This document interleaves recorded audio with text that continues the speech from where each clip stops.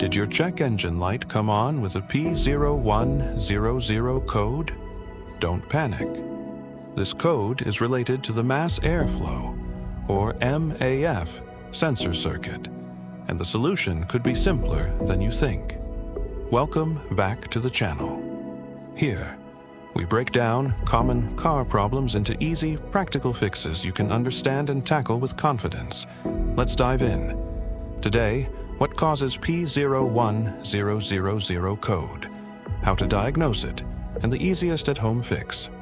Let's get into it. What is it? P0100 code. P0100 code means your engine isn't getting a clean signal from the mass airflow sensor, the part that tells your ECU how much air is coming in, so it can mix the right amount of fuel. Symptoms: P0100 code. Rough or shaky idle, sluggish acceleration, worse gas mileage, occasional dark exhaust smoke, random stalling, especially when slowing down or stopping.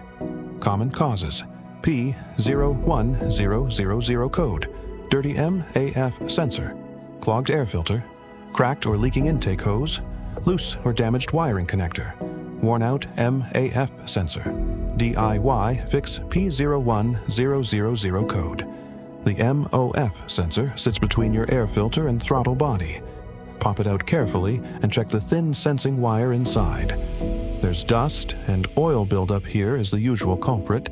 Spray it with a proper MF cleaner, holding the sensor with the wire pointing down so debris falls away instead of collecting. Let it air dry completely. Then reinstall and reconnect it.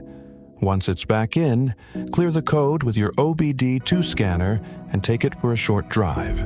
Light stays off, you're done.